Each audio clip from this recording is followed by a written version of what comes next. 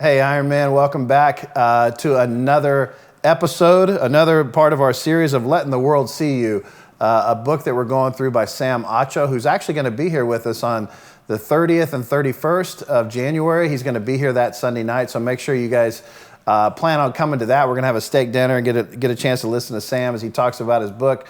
But as we get into this today, I've got a lot of thoughts here on the next few chapters we're going through. And I think the first question I want to ask you is, are you an expert at avoiding conversations with people? We all have sort of gotten into that point for a couple of reasons, I think. The first one is that's just how society is right now. We'd rather look at our phones and things like that than actually converse with people live. We'd rather have Facebook friends and Instagram comments and stuff than we'd actually like to interact with people. And part of that is because of COVID, we're staying away from people and we're not having as many conversations in person because of the germs that are out there and all that. And I get that, but it's interesting. This past Sunday, I was walking through the campus. I was on my way to the worship center, and I saw a young teenage man, young boy, who was probably 16 years old, and he was standing there staring at his phone, okay, and he was looking at it. And I know that that's a defense mechanism for junior hires and high school kids especially. You know, Sam talks about it in his book that he was hiding in a bathroom stall.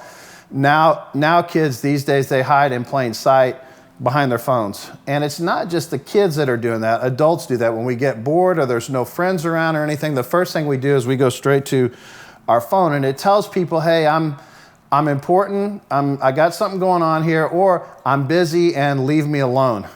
I think sometimes that's what it is we don't want to look like we don't have friends. We want to look like we're important. We want to look like we're busy. And then I was talking to another friend of mine about this thing who used to work in youth ministry, and he said, sometimes they just don't want to talk to people. He says it's not that they feel awkward, they just don't want to talk to anybody.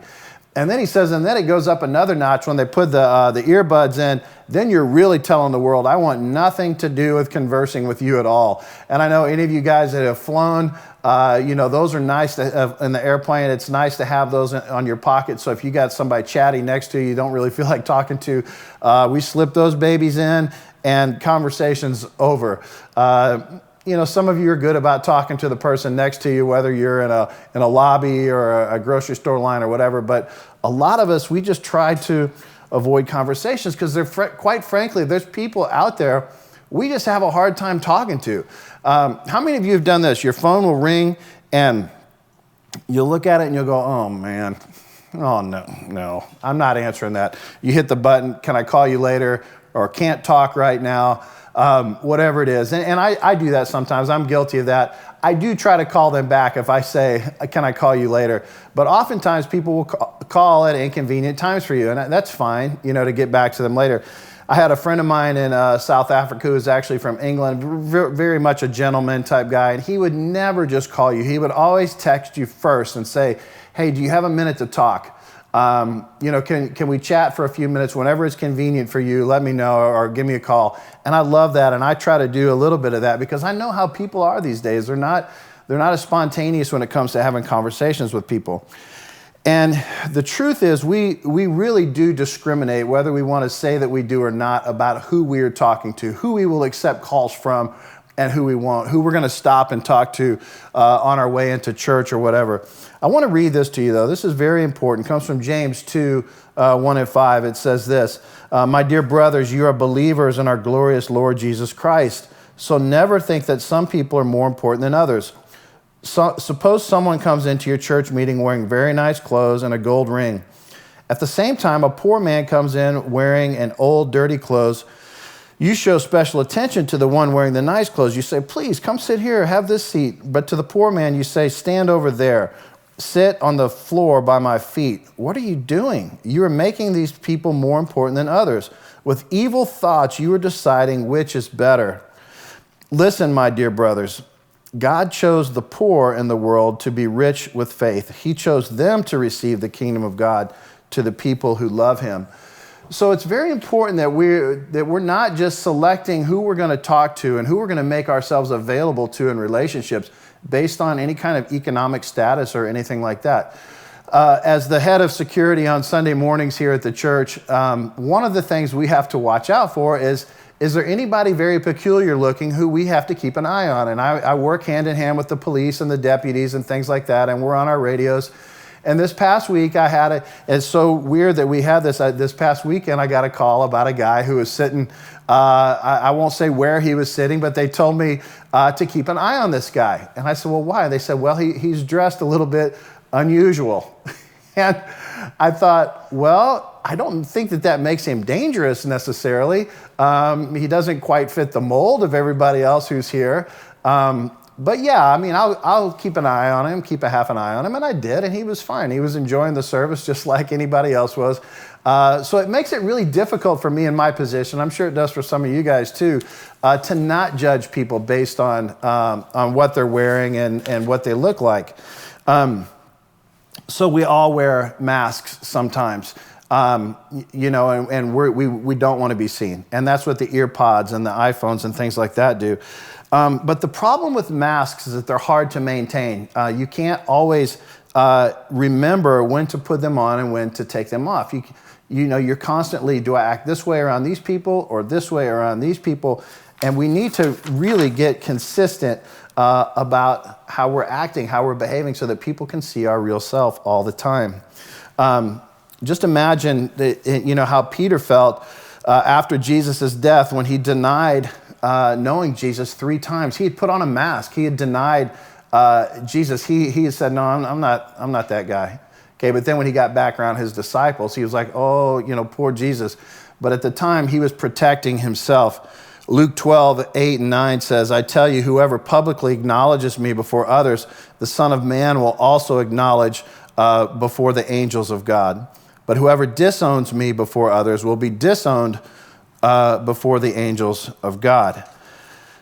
In the book, Sam Acho tells a story about how he was being considered to get free Chipotle for a year, which was super cool. He was excited, and he, being an NFL guy who could probably afford to eat out, he found it very exciting. And I love this about Sam, that he was going to get free food for a year from Chipotle. So he went down and he sat with the manager, and the manager said, Sam, I noticed that, from looking at your Instagram and your Facebook accounts and stuff, that you consider yourself a Christian. And he said, I didn't know how to answer that. He said, I had free food balancing on my answer. If I said yes, was I going to lose my free food for the year? If I said no, he said, so I finally decided to say, yes, I'm a follower of Christ. And the guy said, oh, good. Well, I am too. I was happy to see that, and everything worked out good. But it's funny, he was almost ready to deny that he was a Christian just so that he could get free food for the year. And I thought that was kind of funny, but it's also something that any of us probably would have had to struggle with if we were in that same situation. So being you can be hard. It can be hard to be you all the time, but it doesn't have to be. And the quicker we stop pretending, the quicker we receive the benefits of God and everything that he has in mind for us when we are being ourselves. Psalm 37:4 says, take delight in the Lord, and he will give you the desires of your heart. Well, you know what God desires and he delights in? He delights in us being relational with other people. He delights in us sharing Christ with people. He delights in us living as a light in this world. That's what Jesus takes delight in. After Jesus was raised from the dead, he came back to Peter and he gave him an opportunity for redemption. And he said, do you love me? Feed my sheep. You guys probably remember that. He was cooking fish on the beach, and Peter was out in the water, and they were fishing, and he came back, and he gave them this opportunity for redemption. That's what Jesus is like. Okay, even if we put up a mask sometimes, even if we do deny him sometimes, or we miss opportunities to talk about him sometimes, God forgives us. The other day in church, I came up to a couple, and I said, hey, haven't seen you guys in a while. I totally forgot their names, as I do a lot of people up here. This is a big church, and I'm not very good at remembering names anyway. So I said, hey, haven't seen you in a while. Good to see you guys. And I said, I'm Kyle. What's your name? And they gave me their names, and they said, we know you. I said, oh, you're like, oh. They said, no, we know you. We watch you online every week, and we enjoy the Ironman online, even though the husband's saying I can't get out on Tuesday nights or Wednesday mornings. And I was like, because when he said I know you, I didn't know which me he knew. Does he know the online me, the pastor me, or does he know the Kyle Ray me who is yelling at referees on Saturday mornings at his son's club basketball games? Does he know the Kyle Ray who is yelling at drivers that are slowing him down when he's in traffic? Which me did he know? And we have to think about that. When we're putting ourselves out there, people are watching us, and we want to be real. We want to keep it real, like we talked about last week, right? So we need to be consistent in who we are. And God knows who you are. He knows all about you. He doesn't have to look at your Instagram account or your Twitter account or whatever. He knows all about you. He knows who you are, and he loves you anyway. So it's not based on performance. When I lived in South Africa for many years, the distribution of wealth in that country is huge. It's like number 2 in the world behind like Brazil of the haves and the have-nots. So naturally, being in ministry there, I was moving in all circles. In the morning, I would be with like farm kids, teaching them how to play basketball or tennis or baseball or whatever the sport was that we were working on. Usually it was basketball. And then in the afternoons, it would be more of the cooler high school type crowd that was more interested in having Jordans and didn't care. The younger kids were all like, just want to have shoes on my feet. Once I got to high school, they wanted to have cool shoes on their feet. They wanted to have expensive cell phones. It was more of a hip hop type culture. Then in the afternoon, I might be at the prison, slapping five or giving hugs to guys that were convicted inmates and that were serial killers and that were convicted murderers and rapists and these kind of guys that I got to know and love while I was there. And then in the evening, we would probably get together at some point and have dinner with people that were multimillionaires. Or I would go golfing in the afternoon with guys that were, way above my pay scale, so to speak. Guys that were super wealthy, super friendly, great Christian men, but just totally different than who I had been with earlier in the day. So the key to that, and I've always kind of had this ability to move, and I think a lot of you have too, to move within circles. It doesn't matter who it is, economically where they're at. Because if you're not wearing masks, it's easy to transition from one to the next because you're always yourself. You don't have to try to be something you're not. Now, I would dress differently. If I was going out for practice with the high schoolers, I was trying to wear something a little more cool, like baggy basketball shorts and high tops and things like that.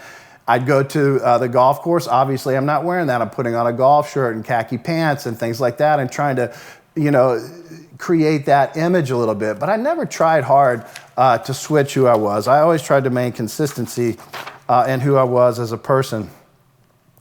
One of the people in the Bible who we think about of wearing a mask is Moses. Moses, if you remember, was raised in a royal Egyptian family. Okay, he was raised in Pharaoh's household. He was adopted into this family, but he looked different. Okay, he looked different. He would have maybe acted a little bit different, even though he'd been raised in the Egyptian home. He would have acted like an Egyptian, but he looked just like a Hebrew. And it wasn't until later in his life that his true calling came out. Okay, he was able to take down the mask of being an Egyptian elite and say, you know what, this is what I really am. This is who I am. I am a Hebrew, and I need to do something about freeing these Hebrew slaves. So the lesson I think here when we look at Moses is that when we take our masks down, okay, when we let others, when we take our masks down, we give others the ability, we give them the freedom, okay, to also do the same things. When we take off our masks and we're real and we're genuine, those around us are going to do the same thing. And they're going to be exposed for being mask wearers if they don't. Think about Jesus and his relationship and his give and take with the Pharisees. He was saying what they were doing was evil. He was exposing them for acting one way and then doing something else, acting pious and then being completely evil when he wasn't around.